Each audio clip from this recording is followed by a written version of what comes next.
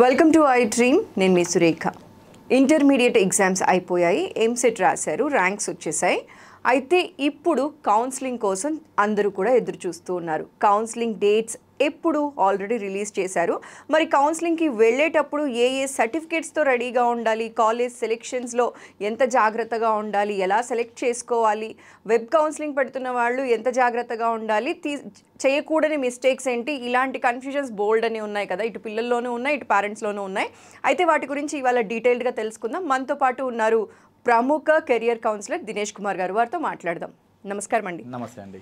Sir, intermediate results అయిపోయాయి, ఎంసెట్ రాశారు, ranks వచ్చేసాయి. ఇప్పుడు ఇన్నాళ్ళు పడిన టెన్షన్ ఒక ఎత్తు, ఇప్పుడు ఇంకొక ఎత్తు సార్.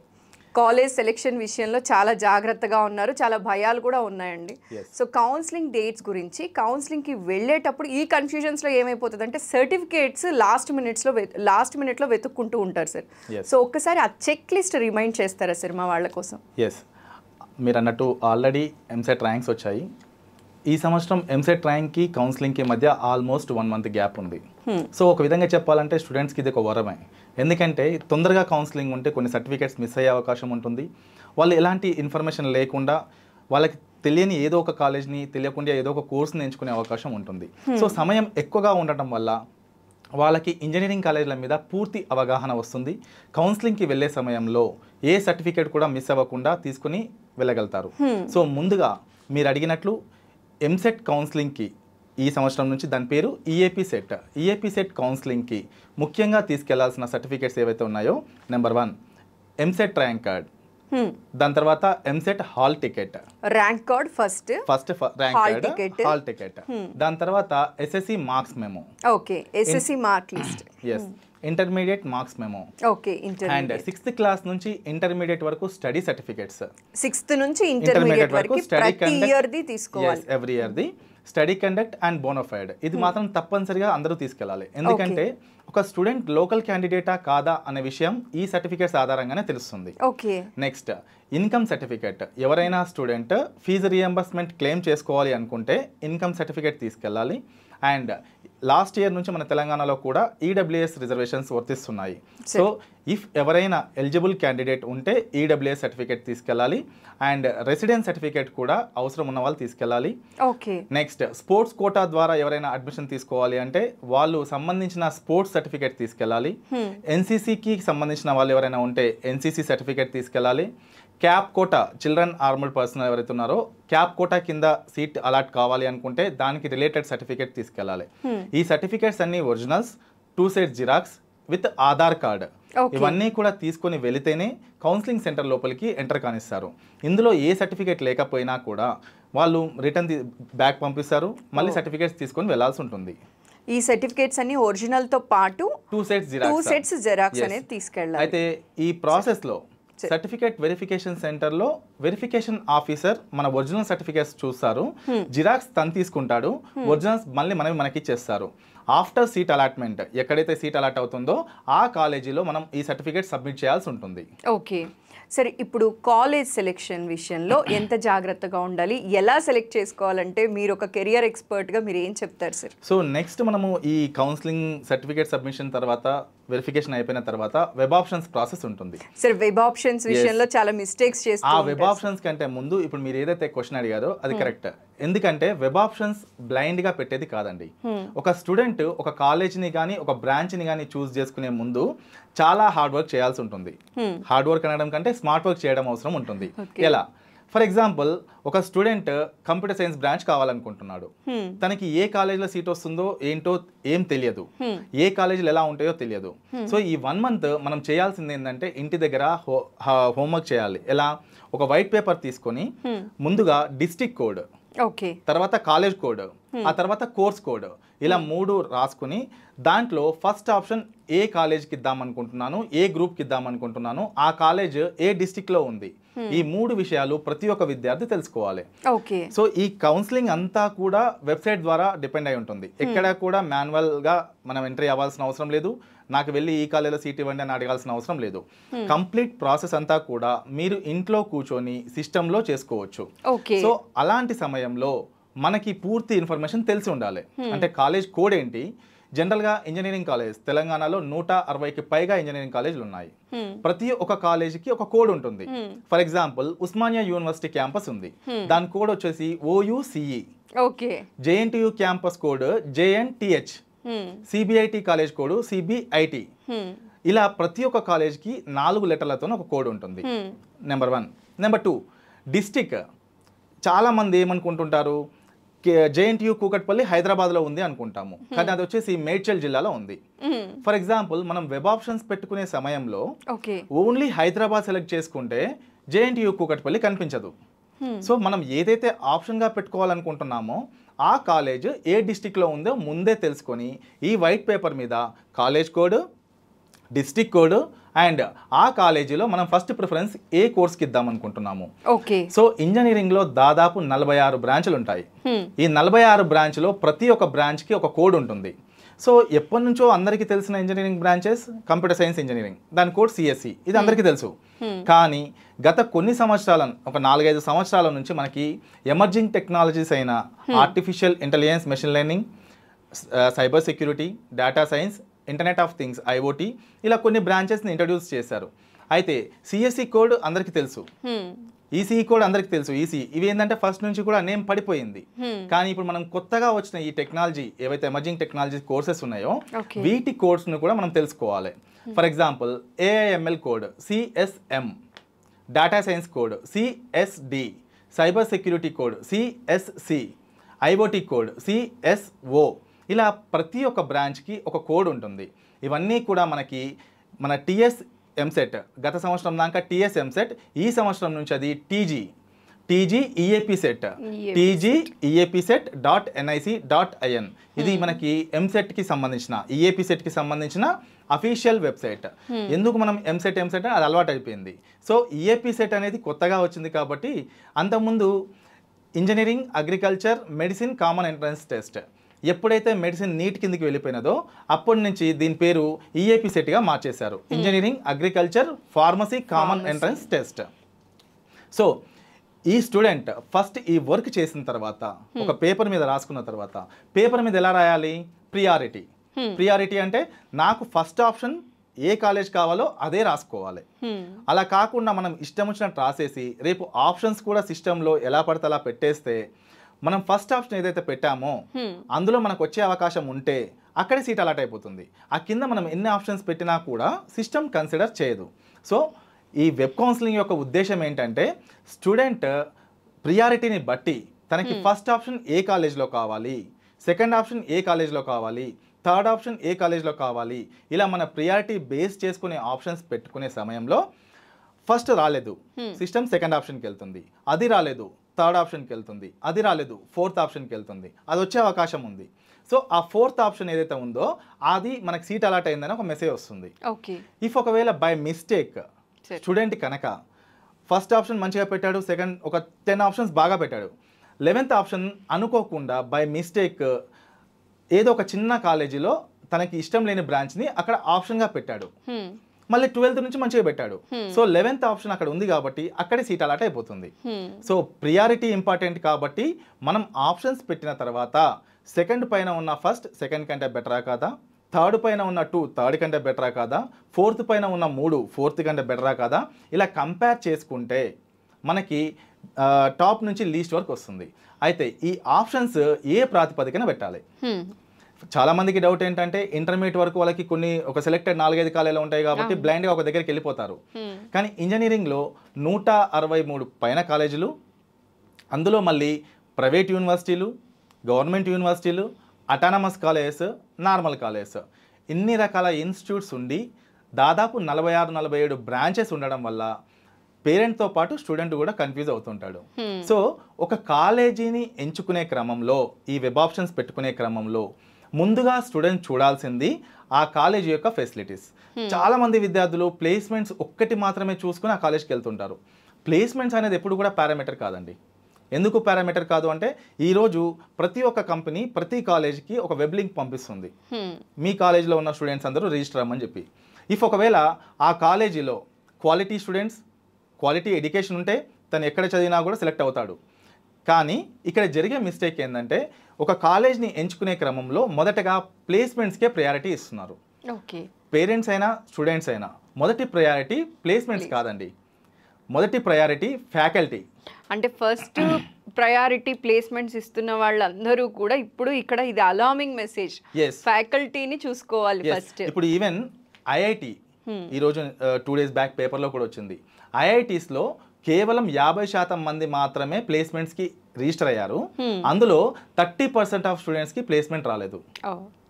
అంటే ప్లేస్మెంట్స్ అనేవి ఒక రెసిషన్ వల్ల వస్తుంటాయి పోతుంటాయి, బట్ సబ్జెక్ట్ నాలెడ్జ్ ఒకసారి వస్తే అది లైఫ్ టైం అట్లనే ఉండిపోతుంది. బట్ ఆ సబ్జెక్ట్ నాలెడ్జ్ రావాలి అంటే క్వాలిటీ ఎడ్యుకేషన్ కావాలి. క్వాలిటీ ఎడ్యుకేషన్ కావాలి అంటే ఒక మంచి గుర్తింపు పొందిన అక్రిడిషన్స్ ఉందిన కాలేజ్ని ఎంచుకోవాలి. సో ఆటోమేటిక్గా కాలేజ్ మంచిదైతే ప్లేస్మెంట్స్ ఆటోమేటిక్గా వస్తాయి.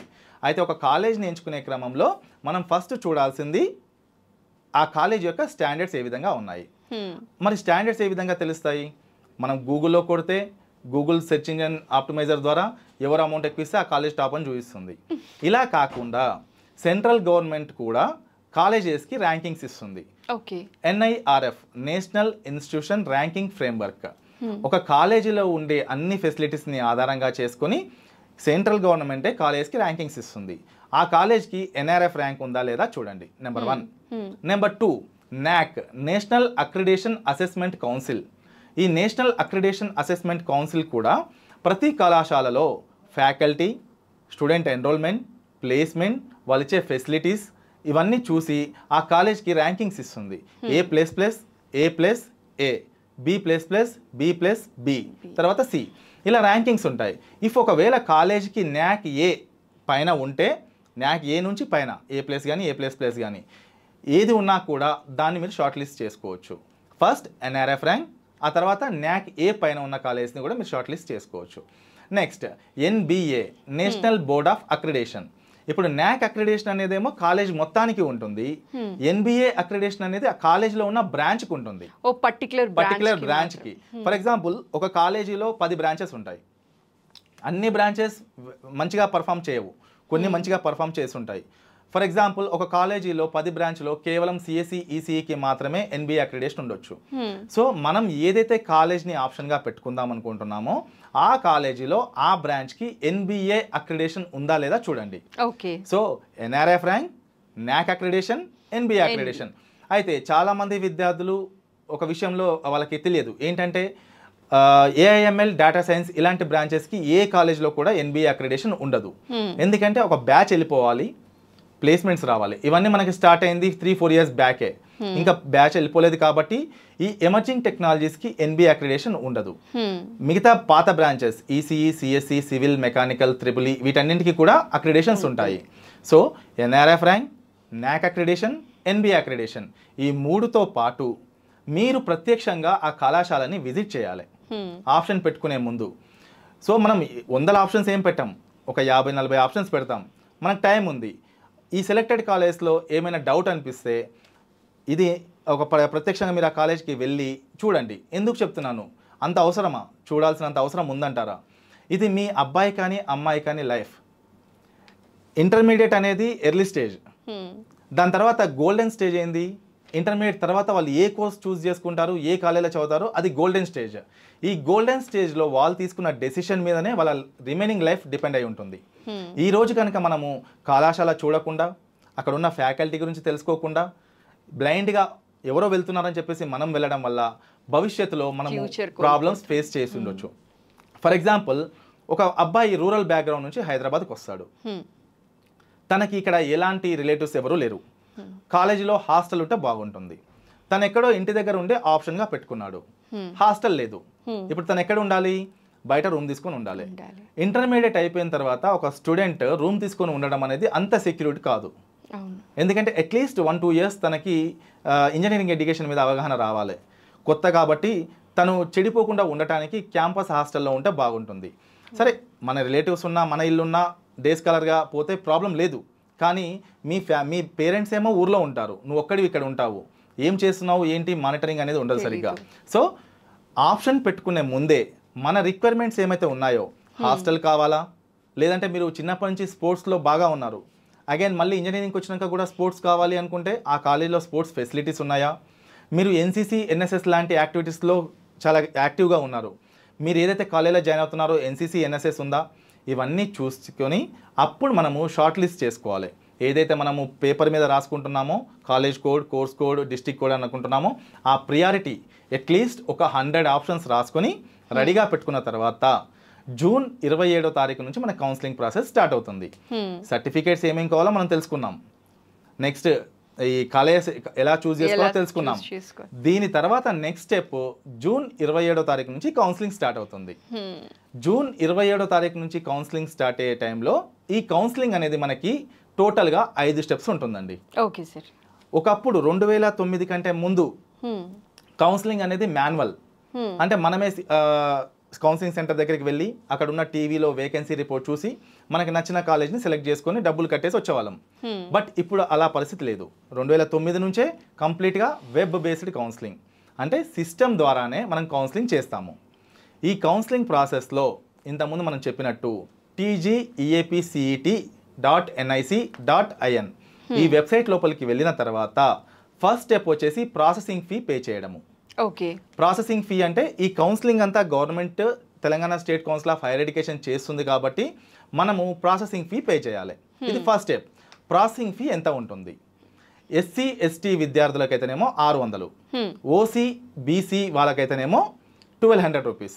ఈ అమౌంట్ మనము క్రెడిట్ కార్డ్ ద్వారా కానీ డెబిట్ కార్డ్ ద్వారా కానీ కట్టొచ్చు, క్యాష్ రూపంలో ఉండదు, ఎందుకంటే ఇది ఆన్లైన్ కాబట్టి. ఈ అమౌంట్ పే చేసిన తర్వాత స్లాట్ బుకింగ్, ఇది సెకండ్ స్టెప్. స్లాట్ బుకింగ్ సింపుల్గా ఏంటంటే మనం ఎక్కడికైనా మూవీకి వెళ్ళాలన్నా ఇంకెక్కడికి వెళ్ళాలన్నా ఆన్లైన్లో మనము ఒక డేట్ని టైంని సెలెక్ట్ చేసుకుంటాము. సేమ్ ఇక్కడ కూడా ఒక టైము, ఒక డేట్, లొకేషన్, వాళ్ళు ఒక 5 హెల్ప్లైన్ సెంటర్స్ ఉంటాయి హైదరాబాద్లో. ఈ జేఎన్టీయూ కూకట్పల్లి కానీ, మాసప్ ట్యాంక్ పాలిటెక్నిక్ కాలేజ్ కానీ, సైఫాబాద్ పీజీ కాలేజ్ కానీ, బాగ్లింగంపల్లి అంబేద్కర్ కాలేజ్ కానీ, East Marredpally government institute of government polytechnic college కానీ, Quli Qutub Shah polytechnic college zoo park, ఇవన్నీ కూడా మనకి హెల్ప్ లైన్ సెంటర్స్. ఎప్పుడైతే మనము ప్రాసెసింగ్ ఫీ పే చేస్తామో దాని నెక్స్ట్ స్టెప్ వచ్చేసి స్టూడెంట్ స్లాట్ సెలెక్ట్ చేసుకోవాలి. ఆ స్లాట్ సెలెక్ట్ చేసుకొని ఆ టైంకి ఇంతకుముందు చెప్పిన ఒరిజినల్ సర్టిఫికేట్స్ 2 సెట్స్ జిరాక్స్ అక్కడికి తీసుకెళ్తే వెరిఫికేషన్ ఆఫీసర్ వెరిఫై చేస్తాడు. ఈ వెరిఫికేషన్ సమయంలో ఎట్టి పరిస్థితుల్లో స్టూడెంట్ వ్యక్తి మ్యాండేటరీ అక్కడ ఉండాలి. స్టూడెంట్ లేకపోతే ఎంటర్ కానివ్వరు. ఏ సర్టిఫికేట్ లేకపోయినా కూడా లోపలికి రానివ్వరు. ప్రతి ఒక్క సర్టిఫికేట్ 2 సెట్స్ జిరాక్స్ తీసుకొని అక్కడికి వెళ్ళిన తర్వాత వెరిఫికేషన్ ఆఫీసర్ వెరిఫై చేస్తాడు. ఆ సమయంలో వాళ్ళు బేసిక్ ఇన్ఫర్మేషన్ ఫామ్ అని ఒకటి ఇస్తారు. ఆ ఇన్ఫర్మేషన్ ఫామ్లో మన ఫోన్ నెంబర్ ఏదైతే ఉందో అది తప్పనిసరిగా కూడా మనం రెగ్యులర్గా వాడే నెంబరే ఇవ్వాలి.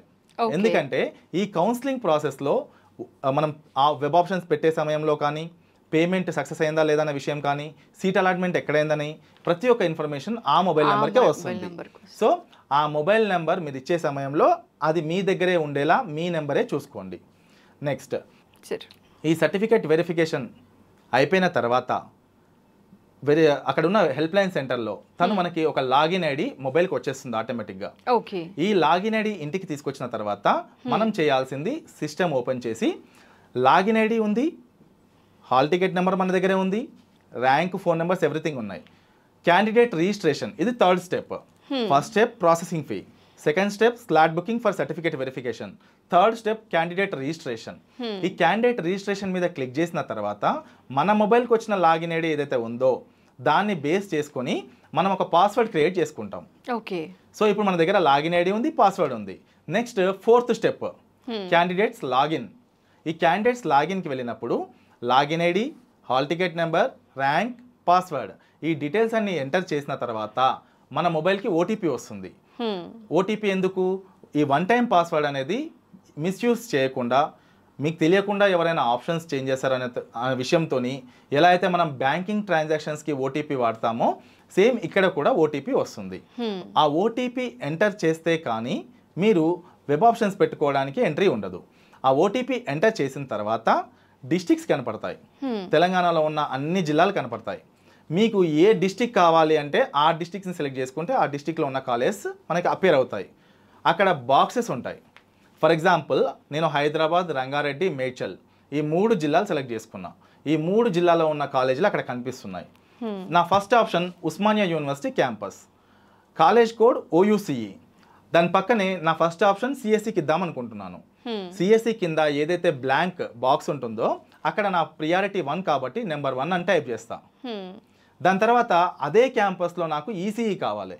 సో ఓయూసీఈ ఈసీఈ దగ్గర 2 అని టైప్ చేస్తా. దాని తర్వాత నేను జేఎన్టీయూ క్యాంపస్కి వెళ్దాం అనుకుంటున్నాను. జేఎన్టీహెచ్ కాలేజ్ మారింది. అక్కడికి వెళ్ళిన తర్వాత మళ్ళీ నెంబర్ అనేది ఇంక్రీజింగ్ ఆర్డర్లో ఉండాలి. ఇప్పుడు అక్కడికి వెళ్ళిన తర్వాత జేఎన్టీహెచ్ సిఎస్సి దగ్గర నెంబర్ 3, జేఎన్టీయూలో ఈసీఈ కావాలి, అక్కడ నెంబర్ 4. ఇలా మనం ఇంక్రీజింగ్ ఆర్డర్లో ప్రియారిటీ ఆధారంగా 1 నుంచి ఒక స్టూడెంట్కి 970 నెంబర్లు ఇచ్చుకునే అవకాశం ఉంది. 970 ఆప్షన్స్ ఉంటాయి ఒక స్టూడెంట్కి అవకాశం. సో మీరు సాధ్యమైనన్ని ఎక్కువ ఆప్షన్స్ ఇచ్చుకోవాలి. ఎందుకు? ఫర్ ఎగ్జాంపుల్ నా ర్యాంక్ మంచిగా ఉంది కదా, నాకు ఎందుకు రాదులే అని చెప్పేసి నేను కేవలము ఒక 5-10 ఆప్షన్స్ పెట్టి వదిలేస్తా. రాకపోతే నో సీట్ అలాటెడ్ అనే మెసేజ్ వస్తుంది. ఒకవేళ మనం ఎక్కువ ఆప్షన్స్ ఇచ్చుకుంటే తప్పేం కాదు. ఫర్ ఎగ్జాంపుల్ మనము ఇచ్చిన 50లో 14 ఆప్షన్ వచ్చేది ఉంటే 14 దగ్గర ఆగిపోతుంది, ఆ కిందికి వెళ్ళదు ఇంకా. సో ఒకవేళ మనము అలా జాగ్రత్త పడకుండా తక్కువ ఆప్షన్స్ ఇచ్చేస్తే సెకండ్ ఫేజ్ కౌన్సిలింగ్కి వెళ్ళాల్సి వస్తుంది. సెకండ్ ఫేజ్ కౌన్సిలింగ్కి వెళ్ళేసరికి ఒకవేళ ఆ కాలేజీ సీట్లన్నీ అయిపోయి ఉంటే మనమే నష్టపోయేది. సో ఎప్పుడూ కూడా మనము రిస్క్ తీసుకోకుండా సాధ్యమైనన్ని ఎక్కువ ఆప్షన్స్ ఇచ్చుకుంటే మన ర్యాంక్కి తగ్గ కాలేజీలో 100% వస్తుంది. సో సాధ్యమైనన్ని ఎక్కువ కాలేజెస్ అనేది మనం సెలెక్ట్ చేసుకోవాలి. సరే, ఇంకొకటి ఏంటి అంటే ఫీజ్ రీయింబర్స్మెంట్. మెయిన్ ఇది చూస్తాను సార్. ఫీజ్ రీయింబర్స్మెంట్కి ఎలిజిబిలిటీ ఎలా చెక్ చేయాలి సార్?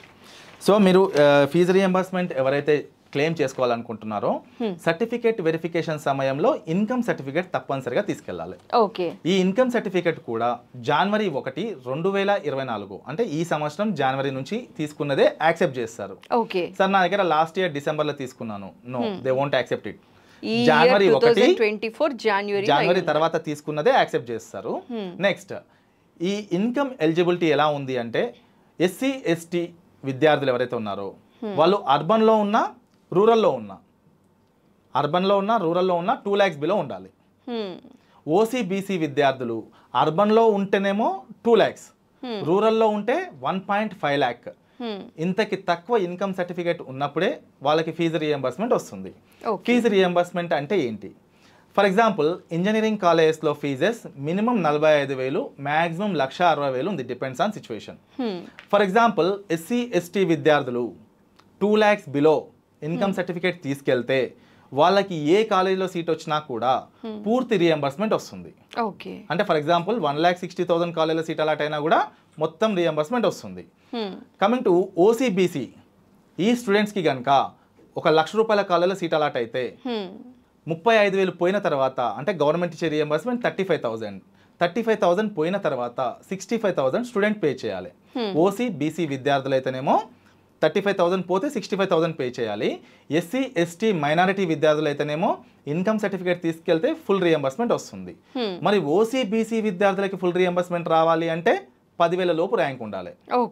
10,000 బిలో ర్యాంక్ ఉండి ఇన్కమ్ సర్టిఫికేట్ ఉంటే పూర్తి రీఎంబర్స్మెంట్.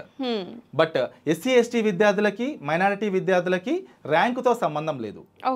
ర్యాంక్ ఎంత ఉన్నా కూడా ఇన్కమ్ సర్టిఫికేట్ తీసుకెళ్తే చాలు ఫుల్ రీఎంబర్స్మెంట్ వస్తుంది. అండ్ ఏ విద్యార్థి అయినా ఇంటర్మీడియట్ గవర్నమెంట్ కాలేజీలో చదివితే ఇన్కమ్ సర్టిఫికేట్ తీసుకెళ్తే ర్యాంక్ క్యాస్ట్ తో సంబంధం లేకుండా తనకి కూడా ఫుల్ రీఎంబర్స్మెంట్ వస్తుంది. సో ఎవరైనా ఇన్కమ్ ఎలిజిబిలిటీ కనుక ఉంటే మనకి 27వ తారీఖు కౌన్సిలింగ్ ఉంది కాబట్టి లాస్ట్ మినిట్ లో ఇబ్బంది అవుతుంది. సాధ్యమైనంత తొందరగా మీరు ఇన్కమ్ సర్టిఫికేట్ అప్లై చేసి కౌన్సిలింగ్ వరకు తెచ్చిపెట్టుకుంటే మీరు ఫీజు రీఎంబర్స్మెంట్ కి ఎలిజిబిలిటీ దొరికిపోతుంది. And EWS economically weaker section గత సంవత్సరం నుంచి ఉన్న రిజర్వేషన్స్ ని డిస్టర్బ్ చేయకుండా ఫర్ ఎగ్జాంపుల్ ఒక కాలేజీలో 60 సీట్లు ఉంటాయి సెక్షన్ కి, ఆ 60కి ఇంకొక 10% 6 సీట్లని యాడ్ చేసి 66 సీట్లు చేశారు.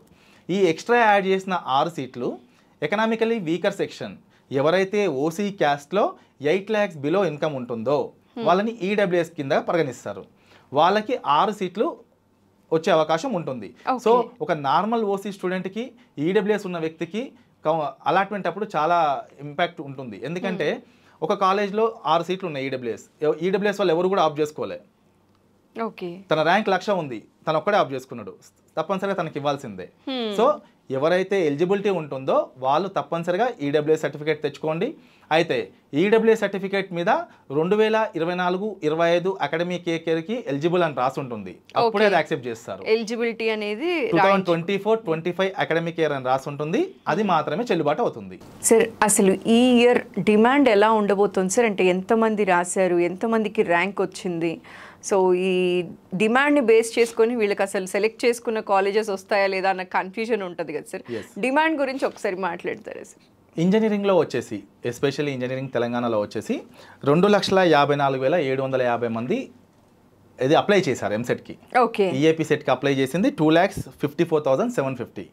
అందులో ఎగ్జామ్ రాసింది 2,40,618. ఓకే. క్వాలిఫై అయింది 1,80,424. ఇది ఇంజనీరింగ్కి వచ్చేసి. అండ్ అగ్రికల్చర్ ఫార్మసీకి వచ్చేసి టోటల్ రిజిస్టర్డ్ 1,04,32. అందులో అటెండ్ అయ్యింది 91,633. ఓకే. క్వాలిఫై అయింది 82,163.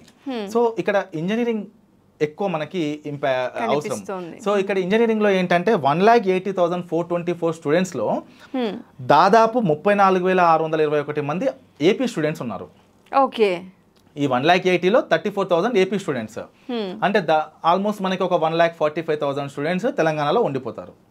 ఈ 1,45,000 స్టూడెంట్స్లో ఎంత లేదన్నా కూడా ఒక 20,000-25,000 students IITs, NITs and GFTIs, other state universities ఇలా వెళ్ళిపోతారు.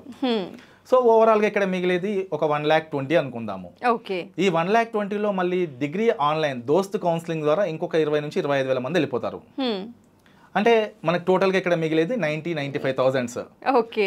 ఈ 95,000లో ఇంటర్మీడియట్ ఫెయిల్ అయిన వాళ్ళు ఒక 2,000-3,000 మంది ఉంటారు. ఓకే. అంటే ఆల్మోస్ట్ ఒక 90,000 మంది విద్యార్థులు ఎంసెట్ కౌన్సిలింగ్ కోసం వెయిట్ చేస్తున్నారు. గత సంవత్సరం కూడా మనకి 85,000-90,000 మంది వచ్చారు. ఈ ఇయర్ కూడా 85,000-90,000 మంది. అయితే లాస్ట్ టైం మనకి తెలంగాణలో 1,15,000 సీట్లు ఉన్నాయి. ఓకే. స్టూడెంట్స్ ఏమో 90,000, సీట్లు ఏమో 1,15,000 మంది. ఈ ఇయర్ ఇంకా 15,000 సీట్లు పెరిగే అవకాశం ఉంటుంది. ఓకే. అప్పుడు 1,30,000 సీట్లకి 90,000 మంది విద్యార్థులు. ఇక్కడ సీట్లు చాలా ఉన్నాయి కదా, నాకెందుకు రాదు అనే క్వశ్చన్ చాలా మందికి వస్తుంది. అందరూ గుర్తుంచుకోవాల్సింది, అందరికీ డిమాండెడ్ బ్రాంచ్ సిఎస్సి. మనకి కోర్ సిఎస్సిలో 25,000 సీట్లు ఉన్నాయి. మనకు కావాల్సిన స్ట్రీమ్ వస్తుందా లేదా అనేది పాయింట్. ఇప్పుడు 90,000 మంది ఎంసెట్కి వస్తున్నారు. 1,40,000 మంది, ఆల్మోస్ట్ 1,60,000 మంది ఇంజనీరింగ్ ఆస్పిరెంట్స్ ఉన్నారు. సీట్లు మాత్రం ఇంజనీరింగ్లో కంప్యూటర్ సైన్స్లో కోర్ సిఎస్సిలో దాదాపు 25,000 సీట్లు ఉన్నాయి. కోర్ సిఎస్సి కాకుండా ఎమర్జింగ్ టెక్నాలజీస్లో ఇంకొక 20,000 సీట్లు, అంటే దగ్గర దగ్గర 50,000 సీట్లు మనకి కంప్యూటర్ సైన్స్లో ఉన్నాయి. ఈ 90,000 మంది ఈ కంప్యూటర్ సైన్స్లో జాయిన్ కావాలి. అప్పుడు ఏమైపోయింది, 1:2 రేషియో. 90,000 మంది, 50,000 సీట్లు. ఇది కంప్యూటర్ సైన్స్ దగ్గరికి వచ్చేసరికి అంటే కంప్యూటర్ సైన్స్ డిమాండ్ ఏమో 1:2లో ఉంది. అదే మనము ఈసీఈ దగ్గరికి వెళ్తే చాలా తక్కువ మంది ఆఫ్ చేసుకుంటున్నారు కాబట్టి మేబీ 1:1 ఉండొచ్చు, పెట్టిన ప్రతి ఒక్కరికి రావచ్చు. అండ్ ఎలక్ట్రికల్, మెకానికల్, సివిల్ అయితే లాస్ట్ ఇయర్ 40,000, 50,000, 60,000 ర్యాంకులు వచ్చినా కూడా టాప్ 20 కాలేజ్లో వచ్చింది. అయితే చాలా మంది చేసే మిస్టేక్ ఏంటంటే ఈ డిమాండ్ అనాలిసిస్ని తెలుసుకోకుండా నాకు వచ్చేసేదిలే అనే ఓవర్ కాన్ఫిడెన్స్తోని తక్కువ ఆప్షన్స్ పెట్టుకొని నో సీట్ అలాటెడ్ అని వచ్చింది. లాస్ట్ ఇయర్ 6,500 ర్యాంక్ అబ్బాయి నా ర్యాంక్కి ఎందుకు రాదు అని చెప్పేసి ఓన్లీ 3 కాలేజీలో ఆప్షన్ పెట్టి వదిలేశాడు. తనకి నో సీట్ అలాటెడ్ అనే మెసేజ్ వచ్చింది. సో ఇది మాత్రం ఖచ్చితంగా స్టూడెంట్స్ అందరూ గుర్తుపెట్టుకోవాల్సిన విషయం. మన ర్యాంక్ ఎంత ఉన్నా కూడా మీరు రిస్క్ తీసుకోవద్దు. సాధ్యమైన ఎక్కువ ఆప్షన్స్ పెట్టుకోవాలి.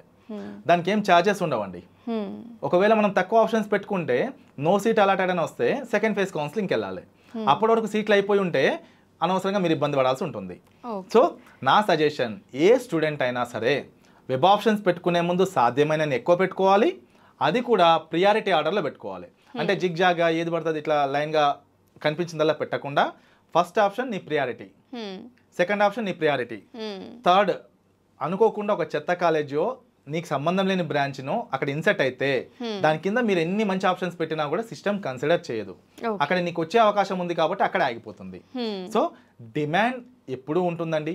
అయితే బ్లైండ్గా కంప్యూటర్ సైన్స్ అనే కాకుండా మీరు ఒక మంచి కాలేజీలో, ఫర్ ఎగ్జాంపుల్ నేను లాస్ట్ వీడియోలో కూడా చెప్పాను ఏంటి, ఒక స్టూడెంట్ కంప్యూటర్ సైన్సే కావాలని కూర్చున్నాడు, అదే స్టూడెంట్కి ఐఐటి హైదరాబాద్లో కానీ IIITలో కానీ NIT వరంగల్లో కానీ ఎలక్ట్రికల్ మెకానికల్ వస్తే వెళ్తావా అని అడిగాను. తప్పకుండా వెళ్తా అన్నాడు. అప్పుడు తన ఇంట్రెస్ట్ అంతా ఒకేసారి మార్చేసుకున్నాడు. ఎందుకు? అది top reputed institute in India కాబట్టి. ఇక్కడ కూడా అంతే అండి. నిజంగా డిమాండ్ ఉంది కదా అని చెప్పేసి సిఎస్సి లాంటి బ్రాంచ్ ఇంతకుముందు మనం మాట్లాడుకున్న NBA, NAC, NRF ఇలాంటి ఏ అక్రిడేషన్ లేని కాలేజీలో జాయిన్ అవ్వడం కంటే మంచి కాలేజీలో కోర్ బ్రాంచ్కి వెళ్ళినా తప్పులేదు. ఎందుకంటే మీరు ఏ టాప్ క్యాంపస్ అయినా తీసుకోండి, కోర్ బ్రాంచ్ తీసుకుంటే మీకు మేజర్ మీరు తీసుకున్న ఎలక్ట్రికల్ ఇంజనీరింగా, కెమికలా, సివిలా, మెకానికలా ఉంటుంది. మైనర్ డిగ్రీ ఏ స్టూడెంట్ అయినా సరే కంప్యూటర్ సైన్స్ చదువుకోవచ్చు. అంటే మనకి సిఎస్సి డైరెక్ట్గా వెళ్తే వచ్చే అవకాశం లేదు కాబట్టి అదే పెద్ద క్యాంపస్లో మీరు చదువుకోవాలి అనుకుంటే ఇన్స్టెడ్ ఆఫ్ సిఎస్సి కోర్ బ్రాంచెస్కి వెళ్ళండి. కోర్ బ్రాంచెస్ చూస్ చేసుకుంటే ఫర్ ఎగ్జాంపుల్ 4 years తర్వాత ఏ విధంగా ఉంటుంది market we don't know. Recession వల్ల మొత్తం జాబ్స్ అన్ని కంప్యూటర్ సైన్స్లో పోతే మీ దగ్గర కోర్ బ్రాంచ్ అయిన ఎలక్ట్రికలా, మెకానికలా, సివిలా ఉంది. అవి ఎప్పుడు కూడా డిమాండెడ్ బ్రాంచెసే. సో అట్ సైడ్ వెళ్ళిపోవచ్చు. అండ్ మైనర్ డిగ్రీ మన కంప్యూటర్ సైన్స్ ఉంటుంది కాబట్టి నిజంగా డిమాండ్ ఉంటే కంప్యూటర్ సైన్స్ వెళ్ళొచ్చు. సో అలాంటి కోర్సెస్కి స్కోప్ ఎక్కువ. కంప్యూటర్ సైన్స్ లాంటి బ్రాంచ్ సింగిల్ వెళ్తూ ఉంటాము.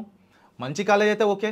ఒక ఆర్డినరీ కాలేజ్లో ఎలాంటి ఫెసిలిటీస్ లేని కాలేజ్లో నిజంగా డిమాండ్ ఉంది కదా అని చెప్పేసి జాయిన్ అవుతే ప్రాపర్ ఫ్యాకల్టీ లేక, ప్లేస్మెంట్ సరిగా లేక, ఇన్ఫ్రాస్ట్రక్చర్ సరిగా లేక డిమాండ్ ఉంది కదా అని పోయి అనవసరంగా ఇబ్బంది పడడం కంటే కోర్ బ్రాంచెస్కి వెళ్ళడం కరెక్ట్. ఇఫ్ ఒకవేళ కాలేజ్ మంచిదైతే. ఓకే, సింపుల్ గా చెప్పాలంటే ఇన్వర్టెడ్ కామర్స్ లో పెట్టుకొని మరి చూసుకోవాలి కాలేజ్ మంచిది. సింపుల్ గా చెప్పాలంటే if the college is good any branch is good. If the college is bad top most average అప్పుడు మీరు డిమాండ్ ఉన్న బ్రాంచ్కి వెళ్ళండి. Okay clear sir. అసలు ఈ ఒక్క వీడియో చూస్తే చాలు సార్, అసలు కౌన్సిలింగ్కి వెళ్ళే వాళ్ళకి కావాల్సిన ఇన్పుట్స్ అన్నీ కూడా క్లియర్ కట్గా అర్థమైపోతుంది. సో కాలేజ్ ఎలా సెలెక్ట్ చేసుకోవాలి అన్న కన్ఫ్యూజన్స్ అన్నీ కూడా క్లియర్ అయిపోతాయి sir. Thanks for your valuable time అండి. Thank you. నమస్కారం సార్. Thank you.